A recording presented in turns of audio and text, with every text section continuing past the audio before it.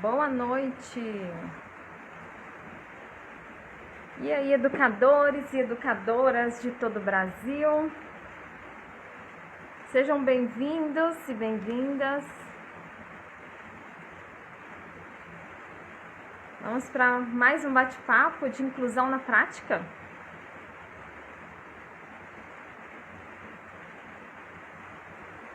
Isso aí, vamos chegando.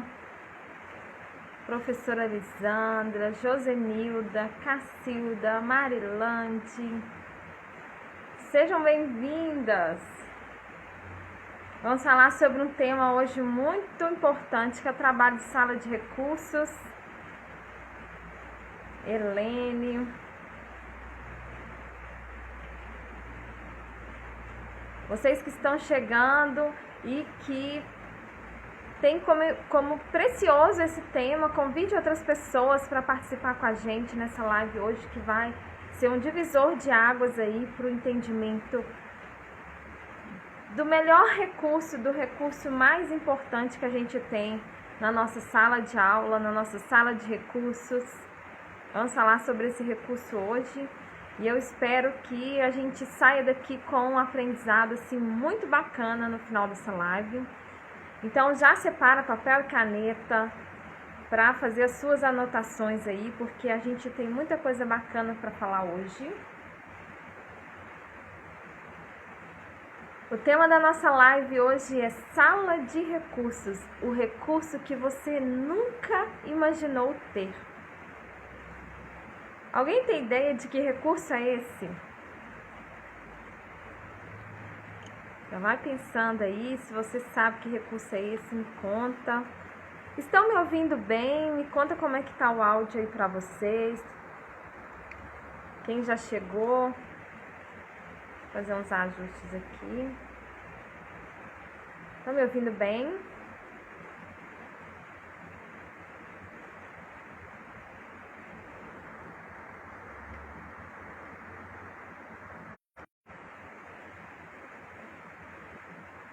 Tá legal o áudio aí para vocês? Podemos começar? Pessoal que tá chegando, tá ouvindo bem? Hoje é uma noite chuvosa aqui em Belo Horizonte. Mas até então a gente não teve nenhuma instabilidade, então acho que a gente vai conseguir fazer a nossa live tranquilo. Então vamos falar na nossa live de hoje sobre sala de recursos. O recurso que você nunca imaginou ter. Catânia, seja bem-vinda. Adriana, Ivani, Antônia, boa noite. Ok. Bom, gente, a gente precisa conversar sobre algumas coisas antes de pensar, né, antes de aprofundar sobre esse tema do recurso, porque a gente precisa fazer algumas reflexões. Topa fazer essa reflexão comigo? Quando a gente pensa, né, na sala de recursos, vizinha, boa noite. Quando nós pensamos no trabalho em sala de recursos, a gente está pensando em toda a adaptação que a gente precisa providenciar para o estudante, para que ele tenha, né, uma participação plena e efetiva, não só no nosso atendimento em sala de recursos, mas que isso reverbere para ele lá na sala de aula e nos outros ambientes que ele frequenta, né? Então a gente não está falando só de trabalhar com o estudante a partir do atendimento que vai acontecer na sala de recursos, mas da garantia de autonomia que a gente precisa dar para esse estudante, para que ele possa vivenciar ali a sua participação no ambiente escolar de forma mais autônoma possível, né?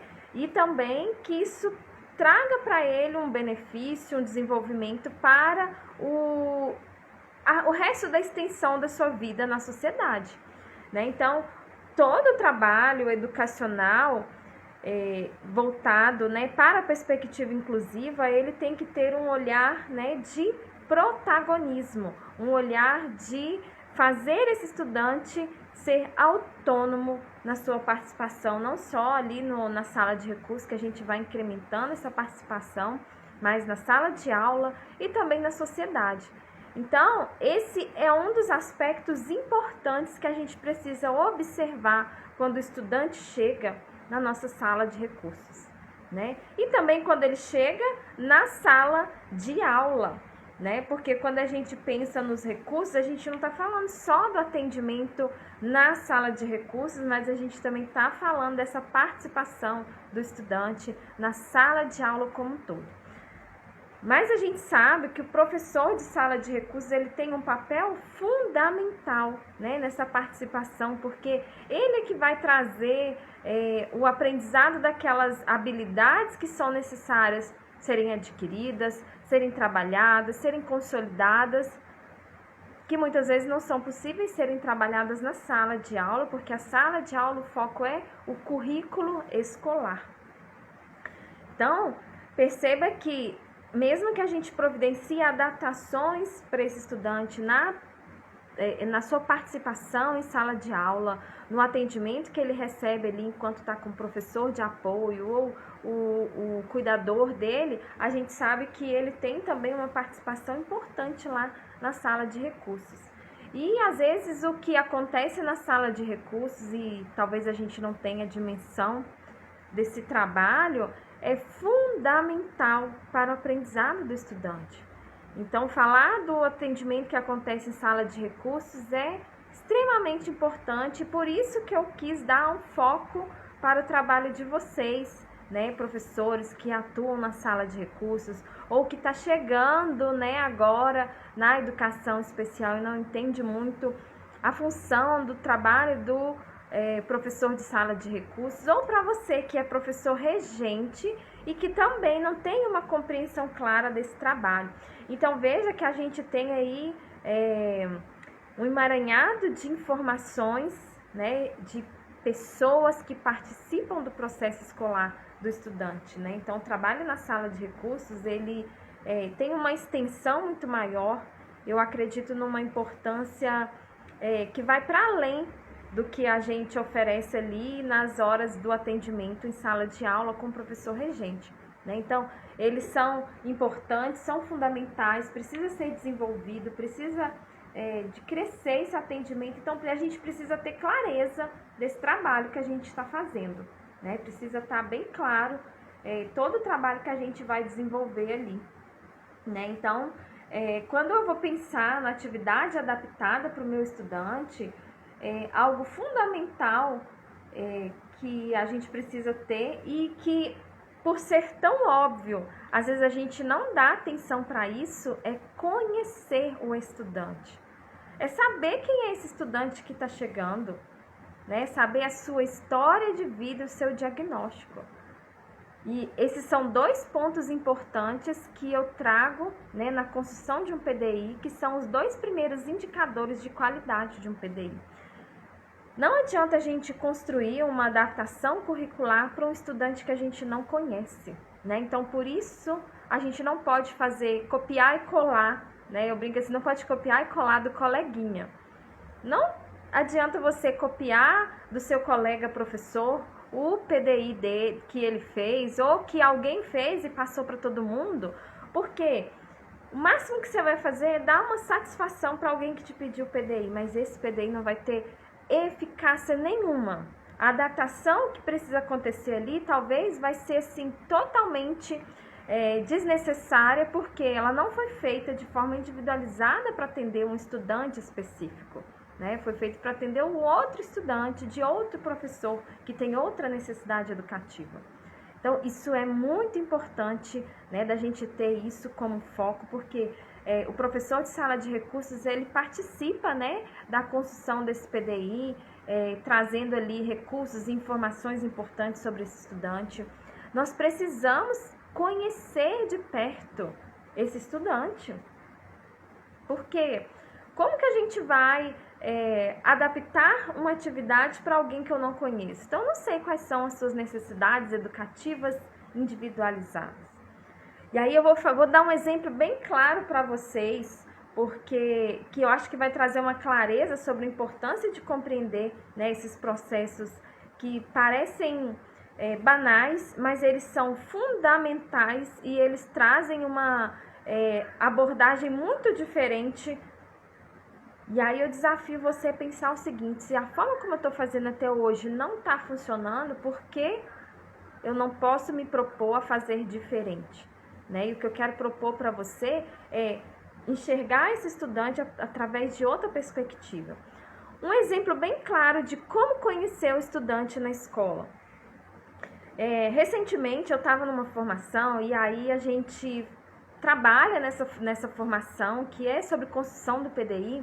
A gente trabalha teoria e prática. E aí na hora que a gente foi para a prática, onde a gente divide em grupos e a gente discute casos de estudantes que estão sendo desafiadores para a gente ali no processo de inclusão e que o professor não está sabendo como construir um PDI e pensar, né, na individualidade desse estudante, surgiu um caso. Um caso de uma estudante autista que já tinha uma participação no ano anterior, né, dessa criança na escola, e a escola fez uma reunião com os professores, com a coordenação, para poder discutir o caso dessa estudante. Até aí tudo bem, isso é o que toda escola deve fazer, né? Sentar para discutir o caso dos estudantes que vão chegar ali, que parecem desafiadores para a gente, ou que de fato são desafiadores. E aí nessa discussão sobre o atendimento desse estudante, sobre a chegada dela, né, eles já conheciam ali o histórico dela, da sua vivência na escola no ano anterior, onde ela não entrava para a sala, ela recebia falta na chamada, mesmo estando na escola. Alguns professores nem sabiam que essa estudante tinha chegado na escola, porque ela não subia para a sala. A sala dela era no segundo andar da escola, e a escola tinha 2 salas no térreo. E aí uma das perguntas foi, né, porque às vezes isso a gente já resolve a entrada do estudante. A escola tem sala no térreo que essa estudante possa ter a sua sala trocada para o térreo? E aí eles já tinham analisado essa situação e não tinha essa possibilidade, porque nas 2 salas do térreo já tinham 2 estudantes, um em cada sala, que faziam uso de cadeira de rodas. A escola não tinha rampa de acesso para o segundo andar, então esses estudantes frequentavam a sala do térreo. E aí, olha o desafio, né? E aí, então, o que a gente faz com essa estudante? E aí a gente foi estudar o caso, né? Eu fui procurar entender. E aí a gente se depara com o óbvio que estava sendo negligenciado, sabe? Na participação dessa estudante na escola. Porque até então a escola estava com todas as suas preocupações super válidas, né? Como que a gente vai pensar na construção de atividades adaptadas para essa criança? A gente manda para ela lá na sala, né, do primeiro andar, onde ela estiver, ela vai fazer em qualquer espaço que a gente encontrar para ela ficar. Mas por que ela vai ficar fora da sala de aula? Então, uma série de coisas eu ouvi que a escola estava se preocupada, e são preocupações válidas e que de fato precisam ser discutidas. Mas existia uma coisa que a escola não se preocupou em discutir. É um recurso, assim, uma coisa muito óbvia, mas que foi negligenciado por eles, porque eles estavam preocupados com outros aspectos e não havia considerado quem era esse estudante, a sua individualidade. Quando a gente começou a conversar sobre o caso, né, eu perguntei: ela tem autismo, mas tem um comprometimento intelectual? Não, ela tem, né, ali uma participação, ela tem um entendimento. Eu falei: e o que vocês observam sobre a dificuldade dela de subir para a turma dela, para a sala dela no segundo andar? E aí a professora falou assim: olha, ela chega, olha para a escada, fica paralisada e não consegue subir. E aí eu falei: o que vocês tentaram para fazer ela subir? Nada, ela não sobe. Então a gente já falou com ela: ó, sua sala é lá em cima, pode subir. E aí, sabe o que foi negligenciado a respeito dessa criança? Ninguém perguntou para ela por que ela não sobe a escada. Qual que é a barreira que ela encontra ao olhar para aquela escada e subir a escada? Talvez sejam os degraus, né? Algumas escolas têm salas, tem degraus, que tem corredores, né, de escadas que são mais escuros, aquele trechinho ali de subir escada é mais escuro, já era um medo, um temor, né, do que é estranho, eu não sei o que eu vou encontrar lá em cima, nunca subi, vou ter que subir sozinha, né? Então, algo importantíssimo que não foi considerado na participação dessa estudante no ambiente escolar é a opinião dela, é ela mesma, é perguntar para ela por que você não sobe, né? Como nós podemos te ajudar a subir? Né? Quando você chega diante da escada e parece ter medo, o que acontece? E aí as professoras pensaram, puxa vida, realmente a gente nunca perguntou para ela porque ela não sobe.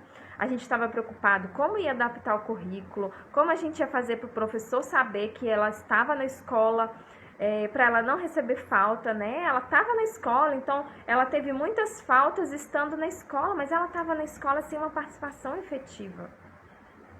Simplesmente porque algo anterior a isso não foi feito. Então, a escola tem sala de recursos, a escola tem professor de apoio, mas ninguém nunca perguntou para ela.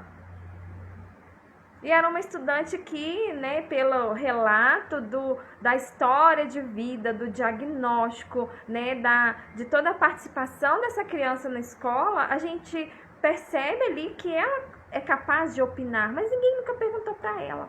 Porque às vezes a gente considera o quê? Que o diagnóstico é um ponto final e que aquela criança não tem opinião e não merece ser ouvida, né? Isso, sendo intencional ou não, gente, isso caracteriza uma barreira atitudinal que não adianta eu pensar nas outras coisas se eu não pensar nisso.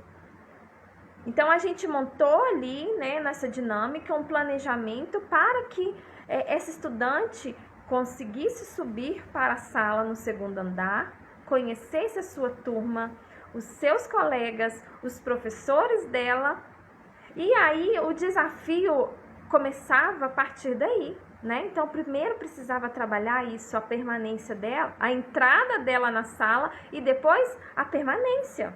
Porque se ela passou um ano inteiro com medo de subir para o segundo andar, chega diante da escada e paralisa, algo traz ali para ela uma dificuldade que precisa ser compreendido para que eu ajude ela a vencer essa dificuldade. E aí a sala de recursos podia ter pensado em como desenvolver uma rotina ou a partir daquilo que ela gosta. Será que algum colega da turma pode ajudá-la a subir? Ou em quem ela confia na escola? Né? Com quem ela fica quando ela ficava ali naquela... passeando pela escola, né? Por que ninguém se incomodava com isso, né? Pô, já tá na escola. E aí a gente tem algo muito sério, né? Que a política fala assim, a Política Nacional de Educação Especial, na perspectiva inclusiva, e outros documentos, né, como do Conselho Nacional, dizem que a gente precisa garantir acesso, permanência e o percurso escolar de qualidade. Essa estudante, ela acessou a escola e permaneceu um ano inteiro, mas não teve um percurso escolar de qualidade.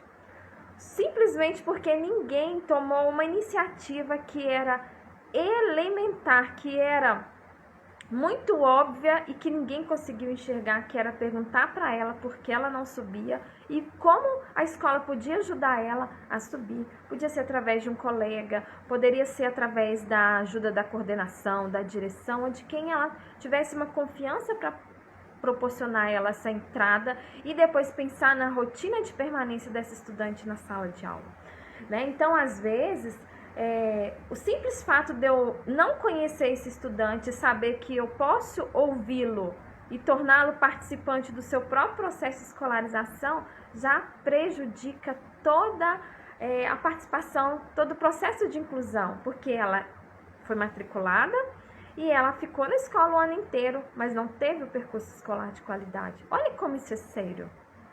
Muito sério, né, gente? Então, a gente precisa ter um olhar mais humanizado para a presença desse estudante dentro da escola, entender quais são essas características, né, as necessidades educativas que esse estudante tem, acima do diagnóstico. Porque só dizer que essa estudante tem um diagnóstico de autismo não era suficiente. né? E ter ali pensamentos a respeito das adaptações, de como esses professores vão fazer se esse estudante nem entra na sala, né? Então, são preocupações válidas que precisam acontecer, sim, mas tem coisas anteriores a isso. Assim como a gente, quando vai pensar nas atividades adaptadas, a gente precisa pensar em habilidades pré-acadêmicas que não foram adquiridas. Então, a gente tem aí uma lista de coisas que a gente precisa pensar anteriormente sobre o estudante, inclusive inseri-lo na participação, né, efetiva do seu próprio processo de escolarização. Né? Isso ajudaria essa estudante a ter uma permanência e um percurso escolar de qualidade. Né? Então, ela foi aprovada, ela passou. E aí, quando a gente chegou a essa conclusão que era isso que a gente precisava desenvolver primeiro, né, a gente foi pensando nas estratégias para inserir essa estudante na participação. E foi muito legal porque essa troca de experiência, gente, ela é fundamental. A gente precisa promover isso mais vezes no ambiente escolar, estudos de casos de estudantes, porque quando a gente pensa juntos, né, a gente consegue encontrar mais saídas do que pensar individualmente, né, do que fazer sozinho esse processo. Então, quando a gente constrói, né, todo esse atendimento, o professor de sala de recursos, principalmente, precisa se preocupar grandemente com a participação e envolvimento dessa criança em toda a sala de aula, em todo o processo. E aí, só depois disso que a gente começa a planejar, de fato, as atividades, sejam de atividades de vida diária, seja de atividades do currículo. Então, existe algo que está oculto aqui, né, que é aquilo que a gente estudou lá no nosso curso de graduação de pedagogia, né? Quem lembra aí do currículo oculto? Né? Quando a gente fala do currículo oculto, a gente está falando de ensinar aquilo que não está posto como o desenvolvimento ali por escrito, mas é desenvolvido no ambiente, né, sem estar relatado, sem o ensino intencional, mas se aprende também. Né? Então, a permanência na escola, o assentar, o permanecer na sala de aula, ouvindo o professor, saber as horas, né, de permanecer, a hora de ir para o intervalo, a hora de interromper, isso tudo são habilidades aprendidas que muitos estudantes não aprendem só através desse currículo oculto, né, que todo mundo observa e sabe como fazer. Precisa ser ensinado de forma intencional. E se a gente não observa isso, às vezes a gente vai considerar que o estudante tem uma deficiência intelectual ou tem uma dificuldade de interação, quando na verdade ele só não está sendo compreendido. Percebe como há coisas que a gente também precisa preocupar, precisa ter esse despertar para essas questões, porque senão a gente não consegue avançar. Né? E aí a gente chega em outro ponto importante que fala a respeito desse recurso, né? Do uso desse recurso, quando a gente... E eu escuto isso muito, né? De vários professores. Olha, eu tenho várias formações, várias graduações e pós-graduações em várias áreas diferentes. Eu tenho mestrado, doutorado, sou expert, né? Ali com vários diplomas, mas na hora da prática, o professor não consegue enxergar essas questões que são das relações humanas. Né? Então, a gente precisa trazer para o contexto, né, do nosso trabalho as relações humanas. Né? Como eu me relaciono com o outro, o quão importante é a participação desse estudante, né? A sua opinião, muitas vezes a gente desconsidera isso, e isso a gente vai identificar sobre todas essas capacidades e habilidades que esse estudante tem quando a gente faz lá a avaliação diagnóstica inicial ou avaliação pedagógica, porque além de eu já ter feito lá a busca da história de vida, a anamnese, eu vou conhecer esse estudante no aspecto dos conteúdos acadêmicos, da profundidade que ele tem ou não dos aprendizados. E aí quando a gente busca tudo isso, né, a gente percebe que ter os melhores cursos de graduação e pós-graduação em várias áreas, né, às vezes não vai fazer diferença no nosso dia a dia, porque vai faltar uma habilidade fundamental né, que é dessas relações que a gente precisa ter uns com os outros, né, é uma construção importante. Então, a gente coloca uma barreira atitudinal diante da participação efetiva de um estudante. Então, essa é a pior barreira, né, é a nossa atitude. A nossa atitude, seja ela intencional ou não, porque quando eu conto esse caso dos professores que se reuniram, né, que pensaram na participação dessa criança, eles estavam comprometidos com isso, mas estavam olhando, né, com um olhar só para cumprimento do dever, mas não para tornar efetiva a participação da criança. Então, percebe que é muito mais do que em que lei isso está escrito, me dá a legislação, onde fala que eu tenho direitos e deveres. Não.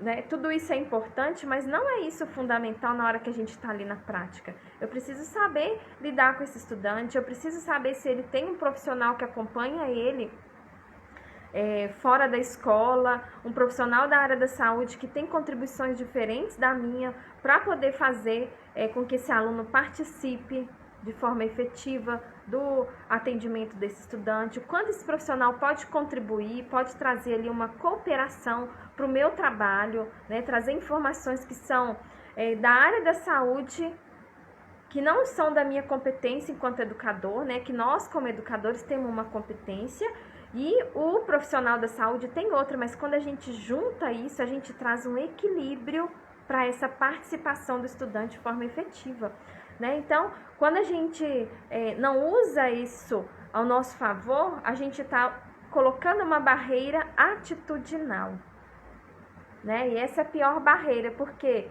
você pode ter a melhor formação, né, na melhor faculdade, no melhor curso de especialização, mas se você tem uma atitude, né, desfavorável ao processo de inclusão do estudante, não vai valer a sua formação, né, porque a gente não vai conseguir utilizar isso de forma saudável para o estudante. Vocês concordam comigo?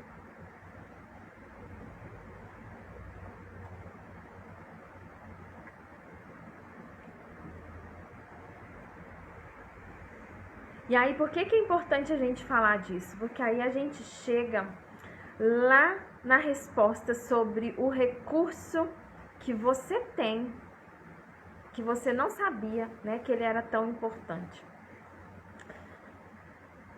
Existe um recurso que não é o recurso que a gente tem lá na sala de recursos, né, a melhor tesoura para recorte, os melhores itens de papelaria, né, fazer o melhor recorte, né, aprender o curso que ensina a fazer atividades adaptadas e fazer os melhores recortes com os melhores itens de papelaria, né, com a tesoura que corta picotado, com a tesoura que corta reto, em curva. Nada disso vai ter um efeito na inclusão de estudante se eu, como profissional, não entendo o uso de cada uma dessas ferramentas. Então, o principal recurso é você, educador. É você, professor e professora de sala de recurso, professor de sala de aula, professor regente de aula, regente de turma. Somos nós, educadores, o principal recurso. Todas essas outras coisas são importantes, mas elas são as ferramentas que nós utilizamos no nosso trabalho. Então, se eu, enquanto professor, né, faço ali uma especialização na área da educação especial, mas não sei fazer o uso das informações que eu adquiri, então esse recurso que sou eu não consegue fazer uso da ferramenta que eu recebi, né? Então, eu posso ter uma tesoura de picotar, uma tesoura de cortar, né, em ondinhas ali, mas isso não fazer nenhum efeito para o estudante, porque se você não sabe por que você utiliza aquelas ferramentas e para quê, qual é o efeito que isso traz na participação do estudante, a gente está fazendo tudo em vão. Então, o que eu quero que você compreenda com isso? Que as nossas formações, elas são fundamentais, mas nós precisamos fazer o uso dessa formação da forma mais consciente possível. Isso mesmo, ó, todos podem aprender. Eu sou o maior recurso. Coloca isso aí nos comentários para você fixar isso no seu aprendizado. Eu sou o maior recurso. Você é o recurso fundamental. Sem você, a inclusão não acontece. A gente pode ter leis, as melhores leis do país, né? A gente pode ter as melhores discussões nas universidades, nas faculdades, mas se você, que é o recurso principal, não estiver plenamente habilitado para isso, a gente não consegue, né, fazer um trabalho efetivo e alcançar o estudante. Então, você é o principal recurso, né? As ferramentas que você vai utilizar, seja a tesoura, o lápis, a folha de papel, né, o pátio da escola, os objetos que você tem na sua sala de recurso, o armário de jogos pedagógicos. Todas essas coisas são ferramentas, são meios para que você, que é o principal recurso, faça uso. Sabe por que isso é importante, gente? Porque, olha, eu já visitei muita sala de recurso fantástica, equipada com os melhores equipamentos, né? Onde recebeu os investimentos necessários, mas se tiver um professor que não sabe como usar o principal recurso, que é o professor, o mediador desse aprendizado, não souber usar minimamente aqueles recursos, a gente não vai conseguir avançar. Então, coloca aí nos comentários, eu sou o melhor recurso. Porque você é o recurso que precisa entender que as outras coisas vão te servir. Então, por isso que muitas vezes a gente consegue resultados com equipamentos e com atividades de baixa tecnologia, porque o principal recurso é o professor. E a gente enxerga isso bem claramente quando a gente precisa desenvolver atividades de interação, de participação, de envolvimento do estudante com a turma, do estudante com os colegas, com o professor, quando a gente se encontra com os professores que são professores mais acadêmicos, que têm rigor metodológico muito grande e que não se permite participar, né, das ações de forma interativa com os estudantes, esse professor ele consegue muito pouco alcançar um estudante que precisa de outros meios de comunicação que não só o oral. Isso mesmo, a Mariana está dizendo, eu sou o melhor recurso. Então, o recurso, né, que a gente, talvez você nunca imaginou que era fundamental, necessário, que precisa ser ativado, é você, né, Adriana? Eu sou o melhor recurso, é isso, você é o melhor recurso. Então, nós precisamos investir na nossa capacitação, na nossa formação e fazer o uso dessa formação, dessa capacitação de forma prática, simples, de sempre pensar como eu posso simplificar a minha participação, a minha contribuição com esse estudante com aquilo que eu tenho. E aí, gente, as habilidades, assim como os estudantes precisam adquirir algumas habilidades, nós também.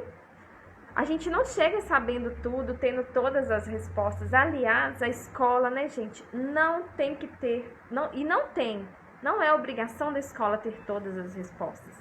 Então, às vezes, quando a gente chega isso mesmo, Lucileide, eu sou o melhor recurso. Às vezes uma família chega, né, com questões a respeito de várias outras ferramentas que a gente não consegue trabalhar ali de forma efetiva, mas se você, que é o educador, não sabe fazer uso daquilo que você tem em mãos, e gente, a gente tem encontrado professores, né, aí pelo Brasil todo, fazendo um trabalho fantástico com os recursos que tem em mãos. Com os recursos que tem em mãos. E uma coisa que eu quero desafiar vocês, gente, eu gosto de falar assim, Inclusão na Prática não é esse canal, Inclusão na Prática não é para trazer más notícias, nem falar de coisas trágicas ou que não estão acontecendo, é justamente para falar o contrário. Sabe por quê? O professor, ele tem dado conta de fazer coisas incríveis com as ferramentas que tem em mãos, mas muitas vezes a gente não divulga, só divulga quando acontece uma coisa ruim, aí todo mundo quer saber. Então, se sinta desafiado, compartilha comigo as suas boas práticas, né? O melhor recurso que você tem utilizado, que é você mesmo. A professora Catânia tá aí, ó. Eu sou o melhor recurso. Ela tem feito, a Catânia, a gente tem feito um trabalho fundamental lá com os recursos que ela tem em mãos lá na cidade dela. Eu vou falar dela porque ela compartilha com a gente muitas das coisas que ela tem feito lá na comunidade de educadoras inclusivas. E mesmo diante de toda a precariedade, né, a gente tem conseguido alcançar, né, os estudantes. E aí, quando eu falo que a gente não tem que dar conta de tudo, é porque algumas questões, alguns fatores, eles vêm da área da saúde, né, da área lá médica, da área das medicação, vem do comprometimento ou não da família, do diagnóstico que chega ou não chega, né? Então, às vezes a gente se esbarra nisso do professor regente que contribui ou não contribui para a inclusão escolar do estudante, do coordenador que tem ou não tem um olhar inclusivo. Tudo isso a gente precisa, né, colocar em xeque, mas ainda assim é possível a gente fazer um trabalho que alcance o estudante a partir daquilo que a gente tem em mãos. Né? Então se comprometa com isso, compartilha comigo, né, aquilo que você tem feito para a gente poder divulgar. O Inclusão na Prática é esse lugar de falar justamente da inclusão que está acontecendo na prática. Né? Eu tenho visto vários perfis se dedicando, né, ao invés de falar do que está acontecendo de bom, de fazer denúncias sobre o que não está acontecendo.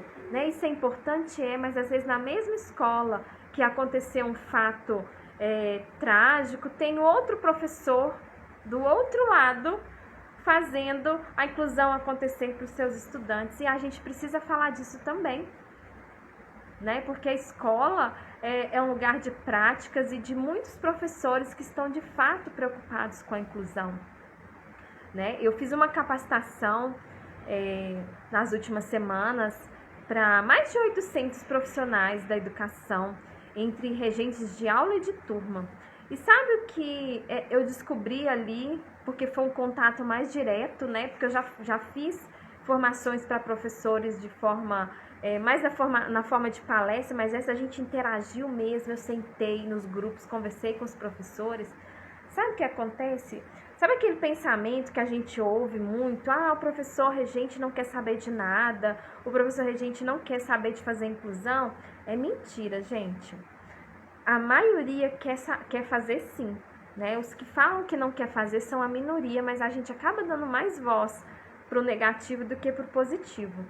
E desses 800 professores que a gente fez ali essa formação e que a gente interagiu, eu vi um grande número de professores extremamente interessados e comprometidos, né? Se tiver algum professor aí que participou dessa formação, dá um oi aí para mim. Então, esses professores, gente, só não sabem qual direção tomar, que caminho eu preciso seguir.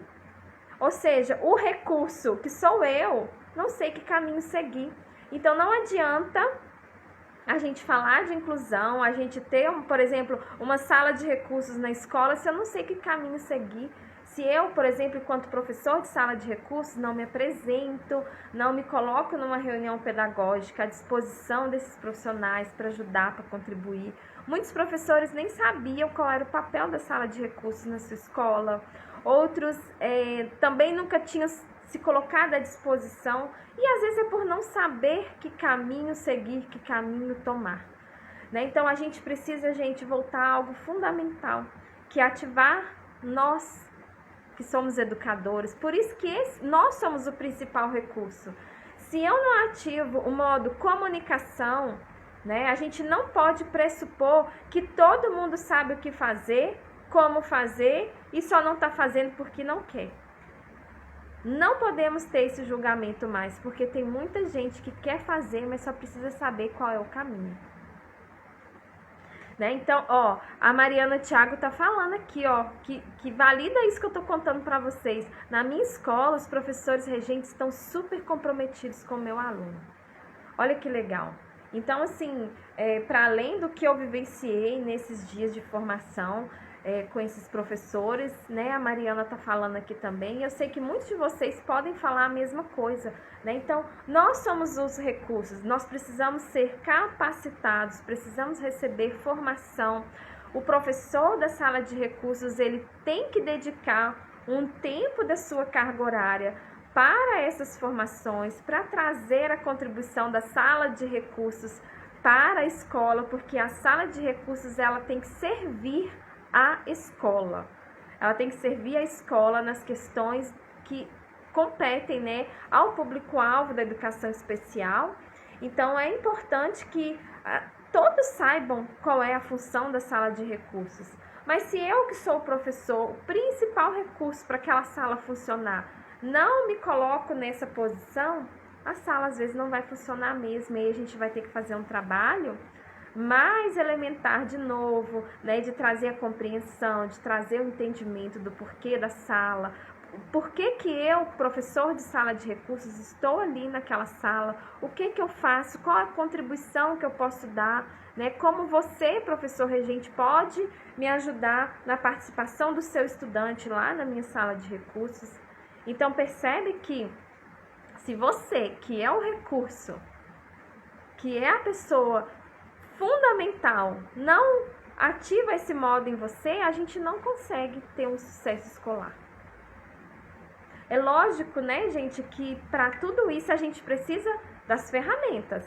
Então, eu preciso ter uma boa graduação, uma boa pós-graduação, que me mostre os caminhos, que me mostre a direção, uma especialização que seja efetiva. Então, a gente precisa observar isso também quando a gente está buscando a nossa formação, né? Muitos fazem formações, recebem o certificado, mas não participaram ativamente da sua própria formação. Já pensaram nisso? Quantos profissionais, né, a gente encontra que tem todas as graduações ali, mas ele usou aquilo ali simplesmente para assumir um cargo, mas não utiliza aquela formação para o principal objetivo dela, que é colocar aquilo que eu aprendi em prática. Então, veja que a gente tem aí uma série de questões para poder pensar, para analisar, né, para saber se eu estou fazendo o melhor recurso, trabalhar em favor da inclusão. Então, não adianta a gente fazer os melhores recortes, né, as melhores atividades, as atividades mais elaboradas, né? Quantas vezes eu já vi professores usando seus próprios recursos para comprar materiais recortados por professores profissionais que fazem ali recortes de EVA, que fazem coisas mais perfeitas possíveis, mas não sabem como utilizar isso na prática. Então, muitas vezes vai ter mais valor, sabe o que? Aquele recorte mais fora da linha, mas que foi feito junto com o estudante e tem significado para ele. Percebe como faz toda a diferença levar o estudante para participar, ao invés de entregar para ele algo perfeito, né, algo muito bem recortado e feito pelas minhas mãos, mas que o estudante não participou e não vê significado? Vocês concordam comigo? Então, o melhor recurso é você? A Maria está dizendo assim, ó, é assim mesmo, na realidade em que atuo. Eles se desesperam e falam claramente que não sabem fazer, mas querem tentar fazer o melhor, se angustiam demais. E gente, eu já tenho visto isso desde a volta da pandemia, em que eu recebi vários convites para fazer formações em várias redes diferentes, várias partes do Brasil. E nos contatos que eu tive com esses vários profissionais que não eram profissionais do AEE, da educação especial, mas eram professores de sala de aula, tanto regentes de turma como de aula, é isso. Eles também estão angustiados na sala de aula sem saber o que fazer, porque ninguém ensinou para eles. Eu ouvi, por exemplo, um professor que ele falou assim, olha, eu já estou quase perto de aposentar, trabalho na rede desde 98 que ele falou, e ninguém nunca veio falar pra gente, professor regente, a respeito da educação especial. E aí eu falei com ele, né? A gente tem dois lados aí, o que pena que nunca ouviu, mas que bom que, eu ainda brinquei com ele, né? Que bom que o senhor está ouvindo agora antes de se aposentar, né? Que ainda dá tempo de fazer a inclusão acontecer para o seu estudante. Mas eles vivem uma angústia muito grande, porque a gente não pode pressupor que eles não se importam, não se interessam, porque a dedicação e a forma de trabalho são diferentes. Mas ter uma turma de estudantes que não consegue compreender o seu próprio conteúdo, seu próprio componente curricular, é de fato angustiante, né? E aí a gente precisa desse trabalho de parceria, de interação, de participação, né, que precisa acontecer.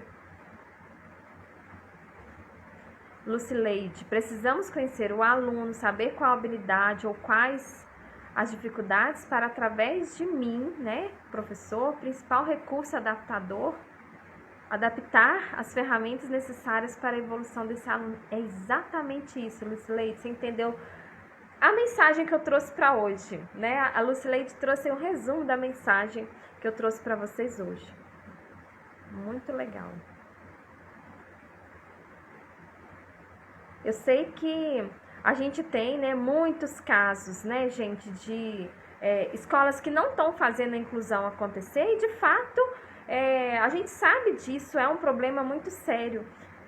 Mas a gente precisa também dar voz para os professores que estão fazendo, que estão levando a inclusão para os seus estudantes, né, que estão fazendo uso desses recursos, dessas ferramentas que eles têm em mãos, estão usando a si mesmo como recurso fundamental e importante, estão fazendo a inclusão acontecer, né? Sempre lembrando, gente, que a escola não dá conta, tem que dar conta de tudo, porque existem áreas de competências e a nossa área de competência é ensinar o nosso componente curricular, o nosso conteúdo, aquilo que nós fomos designados para fazer para o nosso estudante e contar com a cooperação da família e a colaboração dos demais serviços, que é saúde principal, né, que é um trabalho em rede fundamental que precisa acontecer.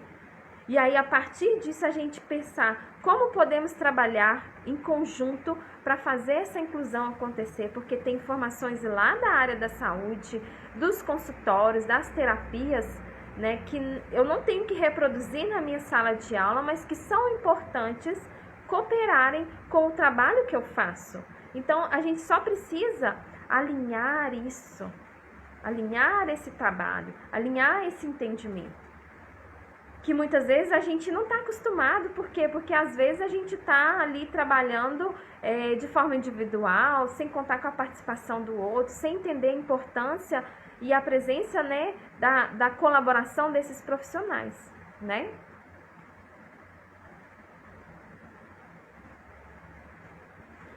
A Adriana está dizendo, Ana, muito professor incrédulo, viu? Com certeza, né? Não estou isentando isso, não. Quando falamos em inclusão, parece que estamos falando em inalcançável. Sabe por que isso acontece? A gente também não pode ficar se colocando na posição de julgar o outro a respeito dessa incredulidade, né? A gente vê muitos pais, principalmente, que assumem a posição de educadores porque foram buscar a educação depois do diagnóstico dos seus filhos, foram compreender a respeito disso. A gente tem muitos educadores que estão nesse lugar do desconhecido ainda, sabe? Porque, vamos pensar, de forma deliberada ou não, né? Não buscaram formação nessa área e pelo fato do desconhecido, né, eles acabam se recusando a fazer. Lógico que a gente não vai generalizar, tem muitos que decidem, assim, essa formação que eu falei para vocês mesmo, que eu participei, conversando com vários educadores, a gente ouve diversas coisas, né, e eu ouvi de uma professora justamente isso, né, essa incredulidade. Ela falou assim, olha, eu escolhi esse componente curricular que eu trabalho porque eu não queria trabalhar com educação especial nem com qualquer outra coisa, eu quero ensinar só isso. Então, a gente vê professores que são instruídos, né, que deveriam ser exemplo, que são referência para os colegas, né, mas que têm atitudes dessa incredulidade. Mas o que a gente precisa fazer, sabe o que, Adriana? Entender que a gente não pode dar voz para esses profissionais, porque às vezes eles querem falar mais alto do que todos os outros que querem fazer, mas não sabem como. E aí, esses que não sabem como, a gente vai instruí-los, trazer capacitação, formação, para que eles possam compreender como fazer o uso de recursos e ferramentas que eles não sabem como fazer para alcançar os seus estudantes, né? Quando a gente fala disso do professor regente, a gente está falando diretamente da construção do PDI. Então, ele precisa entender o que me compete fazer para contribuir e como fazer. Então, às vezes, não querem fazer simplesmente porque a rede não ensinou, a capacitação não chegou, o trabalho não acontece, né? Porque se a gente vai voltar, né? Eu falo assim, que desde a Constituição de 88 já fala da individualização do atendimento para o estudante público-alvo da educação especial. Independente da gente ter uma legislação que fale ali assim, é o PDI, é o PEI, ou qualquer outro nome que se dá, né? Porque as pessoas vão trazendo aí várias nomenclaturas e trazendo mais dificuldade de compreensão do processo do que simplificação, né? E eu gosto de trazer a simplificação disso. Quando a gente vai lá na Constituição de 88, lá fala da individualização do atendimento para os estudantes, né, da educação especial. Isso significa que a construção do PDI. Então, quando a gente encontra, né, professores que dizem que não foram capacitados, o problema está neles, não é só na rede de ensino, né? O problema não está, muitas vezes, aliás, não está na presença do estudante na escola, o problema está na formação dele, que foi falha, e na busca dele, que também foi falha. Porque a gente tem dois aspectos da formação: a formação continuada em trabalho oferecida pela nossa rede de ensino e a nossa busca pessoal pelo conhecimento. Então, quando o professor que é resistente, como a Nara está dizendo aqui, né, o professor é resistente ou porque ele deliberadamente decidiu ser um professor excludente, ou porque ele não buscou nada que acrescentasse na sua formação. Então, ele é um professor que vai ter falhas no seu processo e vai prejudicar. Mas, gente, eu, não desconsiderando a presença desses profissionais, que às vezes dificulta mesmo, a gente dá mais voz para eles do que para quem quer fazer, né? Eu acho que isso não pode acontecer.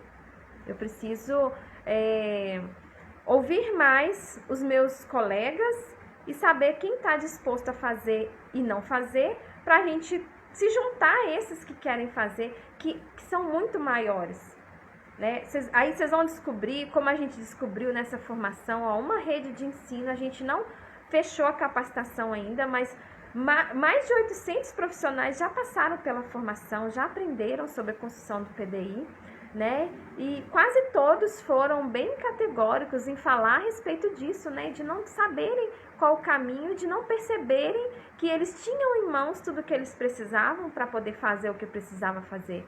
Que não precisava buscar um recurso, a tecnologia da NASA para fazer, né? Porque às vezes o professor que é resistente, ele fala isso, né? Ah, não tenho recursos, ninguém me capacitou, mas espera aí. Você só precisa entender uma coisa: se você ensina, se você leciona um conteúdo e você não é capaz de ensinar esse conteúdo para qualquer pessoa que precise aprender sobre esse conteúdo, o problema não está em quem vai receber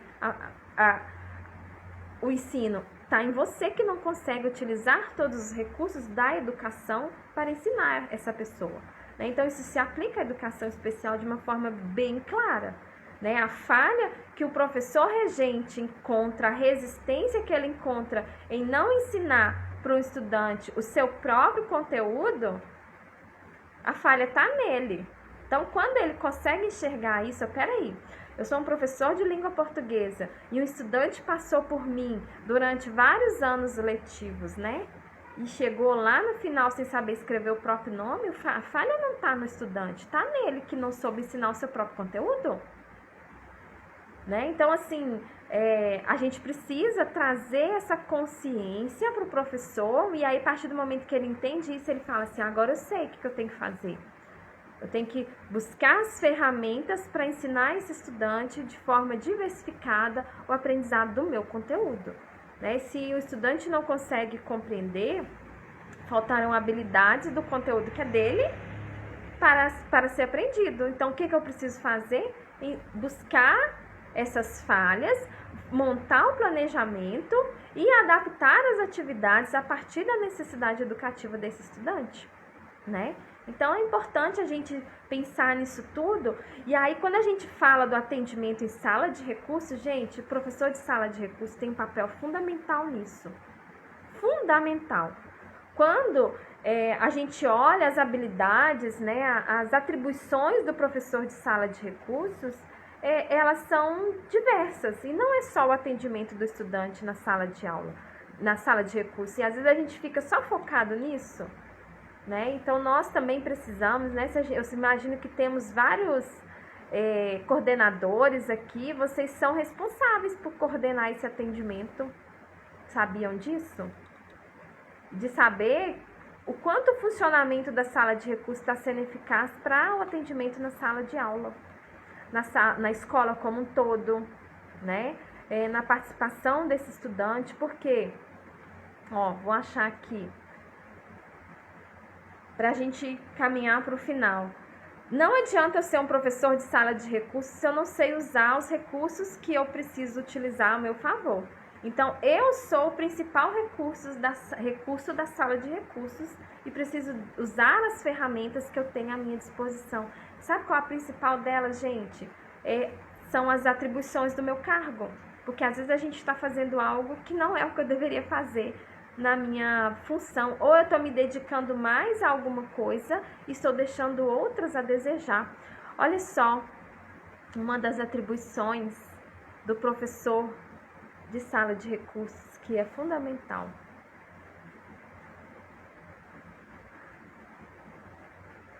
Está lá no item 8, artigo 13 da Resolução do Conselho Nacional de Educação 04 de 2009. Lá no item 8 diz assim: estabelecer articulação com professores da sala de aula comum, visando a disponibilização dos serviços, dos recursos pedagógicos e de acessibilidade e das estratégias que promovem a participação dos alunos nas atividades escolares. Então, eu preciso me articular com o professor da sala de aula comum e às vezes eu não estou fazendo isso. E por isso eu não consigo alcançar o meu estudante e por isso às vezes o professor lá na sala de aula comum não está sabendo o que fazer. Olha só, algo fundamental que talvez a gente não está fazendo.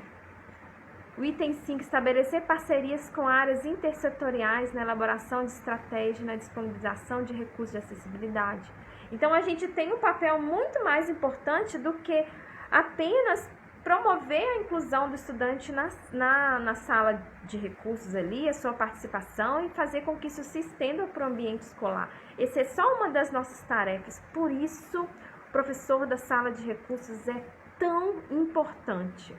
Precisa de tanta atenção, precisa de tanta dedicação, precisa ter uma formação que o habilite para isso, né? Para enxergar essas questões que às vezes o meu colega não está enxergando. Então, às vezes o professor é resistente, né? Ele está ali resistindo ao trabalho porque ele não sabe como fazer e ele não pode contar com quem sabe a respeito disso. Já parou para pensar nisso? Você que é o principal recurso não está, né, se colocando à disposição de quem não sabe sobre aquilo. Uma coisa que eu aprendi no Inclusão na Prática, quando eu me dedico a compartilhar informações aqui com vocês, é não julgar o conhecimento nem a falta dele.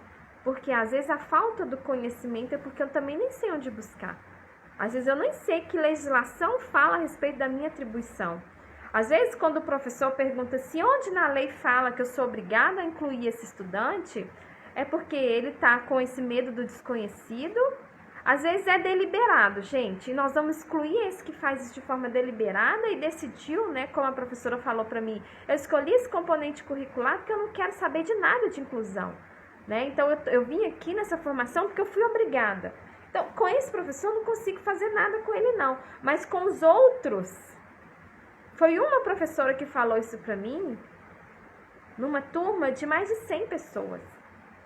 Os outros todos participaram, né? E os colegas que estavam com ela no grupo ficaram envergonhados de ouvir ela falar aquilo. Então, perceba que se eu der ouvidos para essa professora, eu vou me abater, sendo que tem um outro grupo de professores, eu tenho 99 professores que querem fazer de verdade, né? Então, olha só que importante que é isso, né?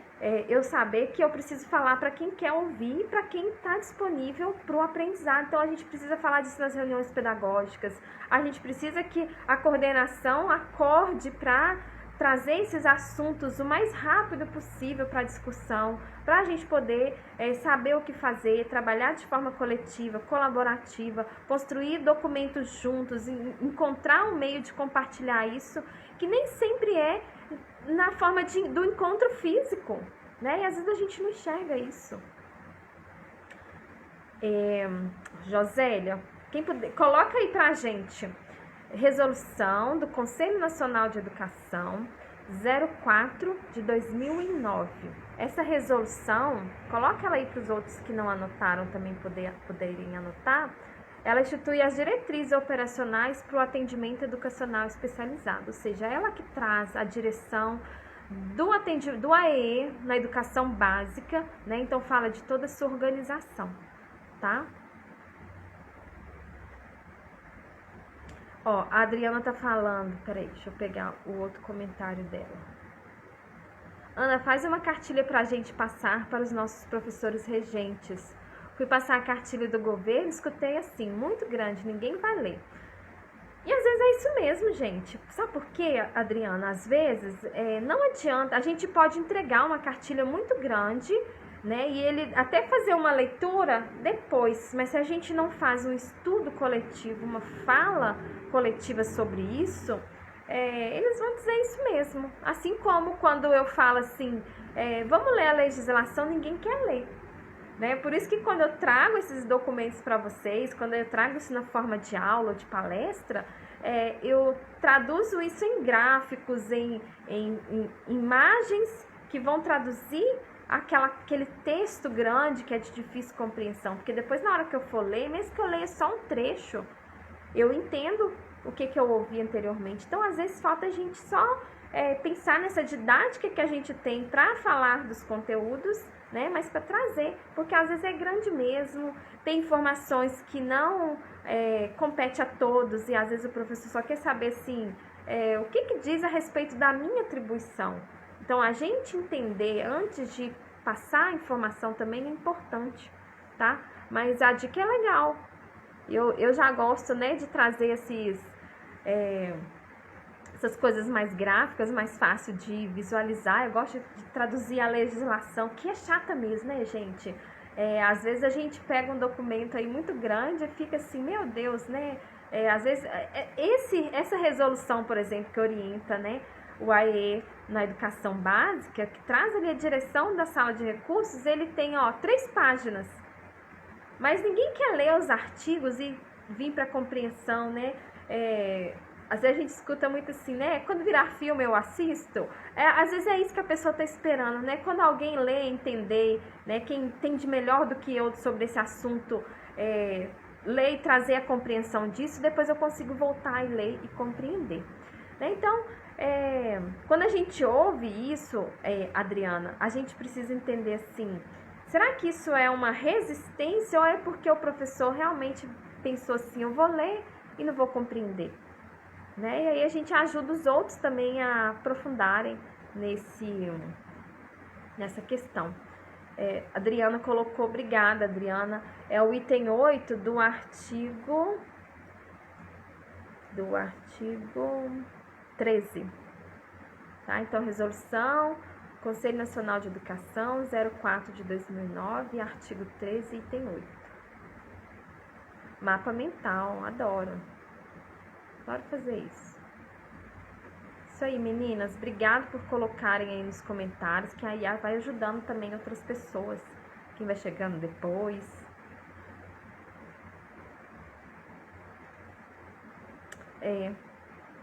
às vezes, gente, documentos que são elaborados pelo governo, né, ou pela Secretaria de Educação em geral, seja o município ou estado, eles precisam passar a informação na íntegra. Então, vai ser grande mesmo. Mas, quando a gente faz um compilado dessas informações e a gente traduz aí nessas informações, fica mais fácil de compreensão. Todos podem aprender. Tá perguntando, Ana, qual ferramenta você recomenda?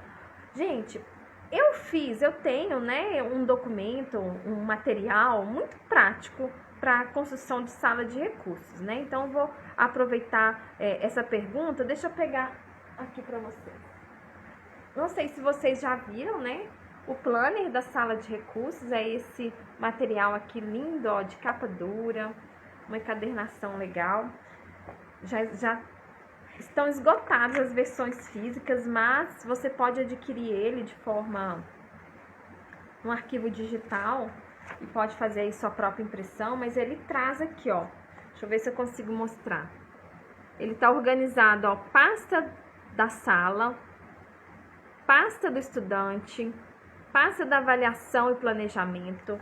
Então, eu traduzi cada parte que a gente precisa construir na sala de recursos, cada atenção que a gente tem que dar dentro da pasta da sala de recursos, o que eu tenho que montar na sala como todo, como organizar o horário, tem aqui, ó, rotina diária, semanal, declaração de matrícula desse estudante, né? Porque onde que na lei fala que tem que dar uma declaração de matrícula? Não fala, mas quando a gente entrega isso para a família, a gente mostra assim, olha, essa sala tem um lugar importante no aprendizado dessa criança, então tá aqui a declaração da matrícula, tem convites, tem declaração de comparecimento, tem vários modelos prontos só para você reproduzir, encaminhamentos para a saúde, controle de empréstimos de materiais, coisas do dia a dia da sala, tem a pasta do estudante, então algumas anamneses que você vai fazer sobre o diagnóstico, entrevista com a família, tem várias direções aqui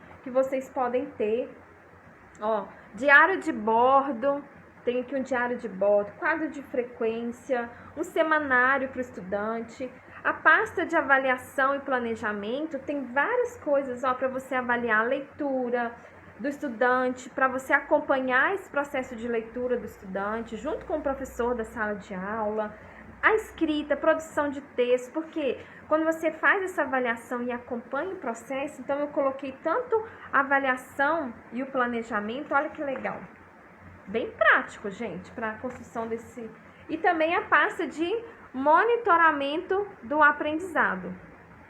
Então, você não vai só avaliar e levantar ali as necessidades e planejar, você vai acompanhar, né, o aprendizado, a aquisição, ó, habilidades funcionais, tanto na avaliação quanto no planejamento. Então, você avalia, depois transfere isso para o planejamento das atividades que você vai fazer, das habilidades funcionais, pré-acadêmicas, aspectos comportamentais, de sociabilidade, comunicação, coordenação motora. Coloquei vários tópicos aqui importantes que a gente pode observar ao longo de todo o ano, a permanência desse estudante na nossa sala, para ajudar ele a avançar, né? Então, olha que legal. A Adriana tá dizendo, eu tenho, muito top, muito bom, né, Adriana? Ela tá falando, me ajudou e ajuda muito. Então, olha só que legal. Com todas essas informações, né, eu não li nem a metade do que tem aqui que você pode utilizar para avaliar, para planejar, para monitorar o aprendizado, né? A Mariana tá falando que tem, que bom, né, que ela pode contar o quanto está ajudando ela. Você vai construir essa pasta, né, essa organização do seu atendimento e vai dar atenção para cada coisa importante na sala de recursos. O planner ajuda o professor da sala regular? Ele ajuda no seguinte sentido. Você vai separar algumas questões que você pode pedir para o seu professor regente a respeito das dificuldades que esse estudante está enfrentando lá e que precisam ser desenvolvidas, porque às vezes sabe o que acontece, gente? A gente está ali penando para fazer uma avaliação ou para identificar alguma questão que o professor na sala de aula já identificou, né? Então tem várias questões que você pode fazer com o professor da sala de aula, pensar nos planejamentos. Aqui tem, ó, tem um item que é, ó, deixa eu colocar bem pertinho, planejamento para preenchimento do professor regente, tá vendo aqui? Então, é o professor regente que vai preencher a respeito da presença desse estudante lá na sala de aula. Então, ele vai dar a contribuição, as dificuldades que ele está encontrando, que ele está vivenciando lá. Além disso, ó, tem algumas dicas importantes para você fazer, ó, na primeira semana. O que eu faço com esse estudante na primeira semana? E você vai acompanhar esse estudante aí durante todo o processo. Então, esse planner, ó, parceria no trabalho, professores regentes. Então, fala, né, a respeito dessas questões importantes. Então, ó, um recurso legal, né, para quem pediu aí algo mais prático. Esse documento, ele pode ajudar vocês grandemente no atendimento da sala de recursos, na compreensão do que você tem que fazer, né, em cada momento, como isso pode ajudar você a se organizar, né, de forma mais direta, né, sem ficar perdido no que fazer. Então, o planner pode ajudar vocês sim na organização do trabalho, tá? Dênia, tem aqui um campo, né, um planejamento que você entrega para o professor regente desse estudante. Às vezes você pode enviar, às vezes ele não é um estudante da sua escola, mas frequenta a escola, pode enviar para o professor regente lá na escola que ele vem de origem, porque nem sempre a gente tem contato com o professor, e quando é um professor de outra escola, mais ainda dificuldade a gente encontra. Então, você pode enviar, né, para esse professor.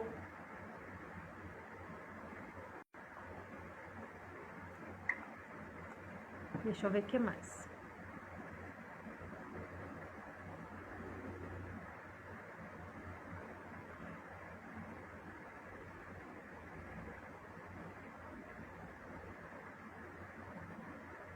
Gestores, professores da sala comum reclamam do excesso de instrumentos da sala de recursos e temos que reforçar sempre o diferencial dessa modalidade de educação. Exatamente. Exatamente isso, porque às vezes a gente precisa lançar mão de vários recursos em várias situações diferentes, porque às vezes a rotina do estudante muda de uma hora para outra, né? Ele sai ali do equilíbrio, então eu preciso pensar em vários recursos ali, em vários instrumentos, em várias ferramentas para ajudar esse estudante, né? Então é importante que eles entendam a presença disso. Inclusive, eu coloco, gente, aqui no planner, tem uma ficha para você fazer o levantamento dos equipamentos que você tem na sua sala de recursos, porque aqui, essas ferramentas que você tem ali, os equipamentos, são de uso da sala de recursos. E às vezes o que acontece, um professor te pede emprestado e não devolve, e outro pede e não devolve, seus recursos vão embora, né? Então, tem um controle de empréstimos aqui para você fazer um controle de empréstimos, né? Esse dia uma professora falou para mim assim, quando eu falo do controle de empréstimos, eles nem querem mais o material, porque já sabe que não vai devolver, né? Às vezes pede e não devolve. Então, a gente faz ele assumir aquele compromisso, né? De pegar, você coloca ali um prazo de empréstimo para ele te devolver. Fala sobre, a Leia tá pedindo, fala sobre o portfólio para o aluno, professor de apoio. Você deve estar falando do PDI, né? Bom, deixa eu falar aqui o que eu tenho. Vamos pegar aqui. A minha orientação, ela vem a partir do planner para elaborar o PDI, que é baseado nos 6 indicadores de qualidade. Então, aqui nesse documento, você tem também planilhas prontas, já organizadas aqui para você fazer, ó, anamnese, né, levantamento de história de vida, ó, tudo prontinho aqui só para você preencher a respeito do estudante, né, e aí, ó, sobre o diagnóstico, informações importantes que às vezes você não sabia nem que tinha que perguntar, para te ajudar a se direcionar. Avaliação, pedagógica, leia. Ó, essa parte aqui, por exemplo, é da educação infantil. Então, ela traz aqui os campos de experiência para você listar quais são os campos de experiência, né, para verificar o que está desenvolvido, o que está em desenvolvimento ou que já foi desenvolvido com esse estudante. E aí tem várias coisas que você pode, né, acompanhar o estudante, tem uma roda do aprendizado. Na educação, ele atende tanto a educação infantil quanto fundamental, ó.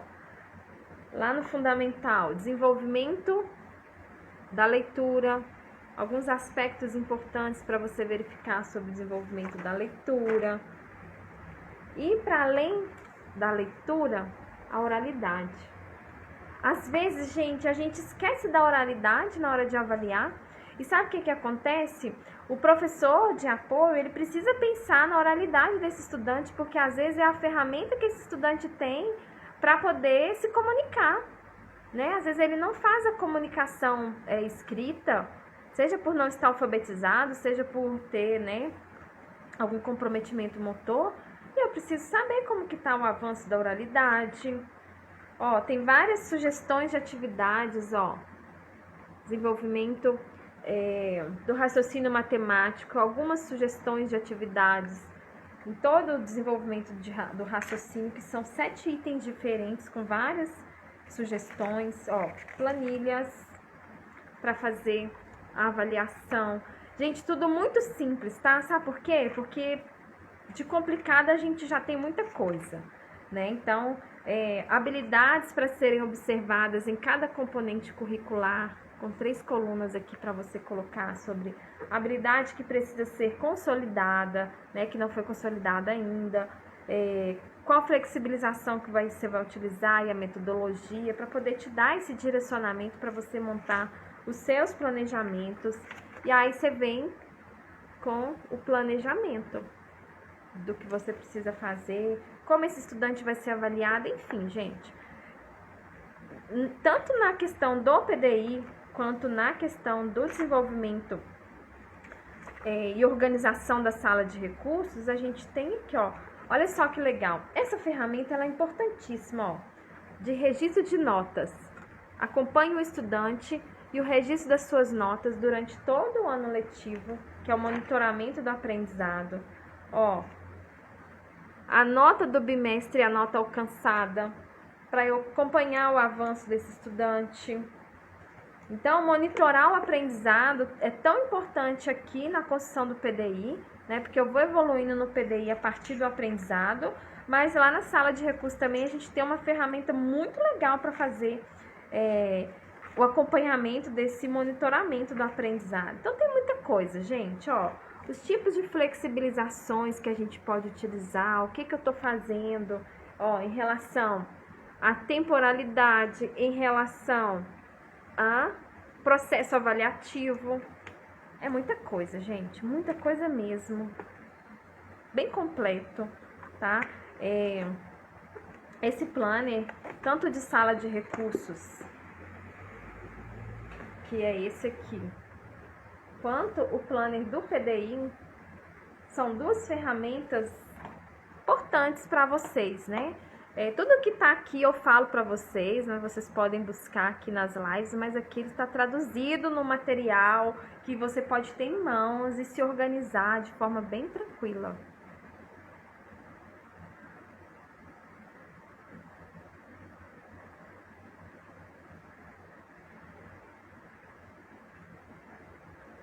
Deixa eu ver aqui se tem mais perguntas para a gente caminhar para o final.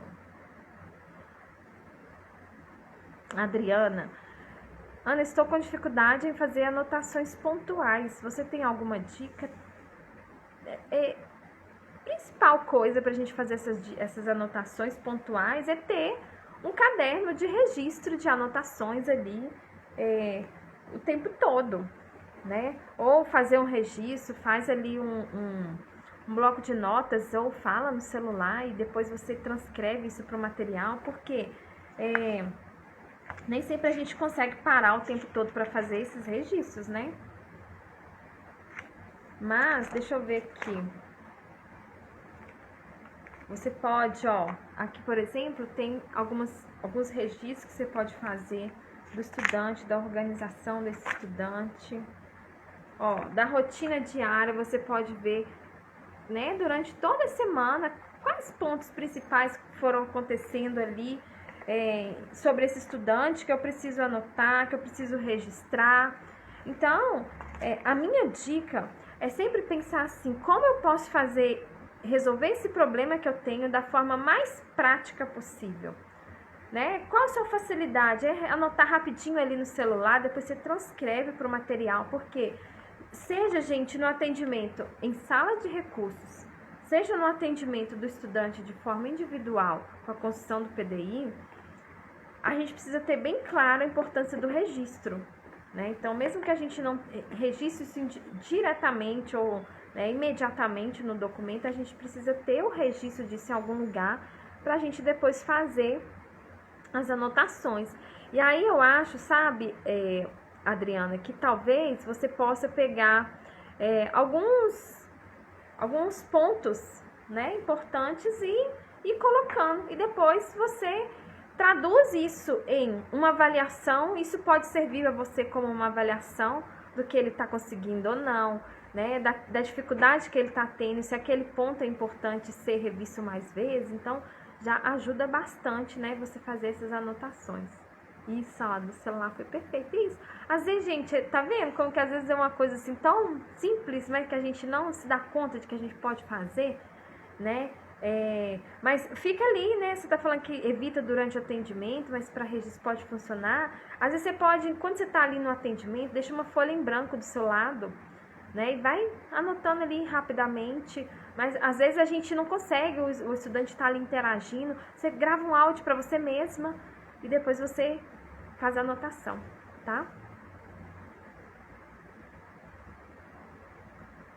Bom, gente, eu espero que eu tenha ajudado vocês, eu espero que vocês tenham tido essa compreensão profunda, né, da importância que nós temos nesse trabalho, que nós somos esse principal recurso, né, e se nós não estivermos plenamente seguros do que a gente precisa fazer, a gente não consegue fazer a inclusão acontecer, né, e o que acontece muitas vezes nessas denúncias diárias que a gente vê, nem sempre é porque o profissional é incompetente no que ele faz, mas é porque às vezes ele não teve segurança de fazer e ele foi negligente em alguma coisa, né? Não que isso não implique uma responsabilização para ele, mas a gente precisa olhar para o outro lado também. Como promover uma formação, um compartilhamento de informação, né, dentro dessa escola, para os profissionais que estão ali, para que isso não se repita, né?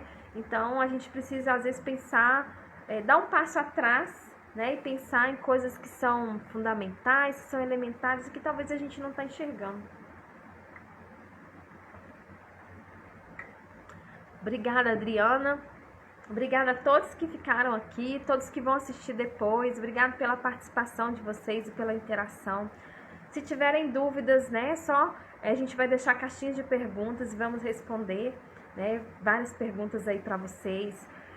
Envia, gente, façam atividades, façam a inclusão acontecer aí na sua realidade e manda pra gente poder compartilhar boas práticas, né? Boas práticas também precisam ser compartilhadas, assim como denúncias de más práticas, né, são compartilhadas. Então vamos compartilhar boas práticas também, e vocês são responsáveis por isso, porque eu tenho certeza que vocês estão fazendo coisas boas aí e que às vezes não divulgam, né? Vou deixar gravado, né? Vai ficar gravado aqui pra vocês. Não podem assistir quem tá chegando agora, quem chegou, né?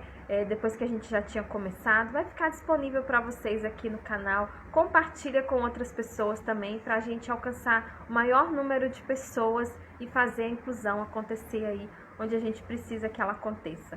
Então, um grande abraço e até a próxima. Tchau, tchau!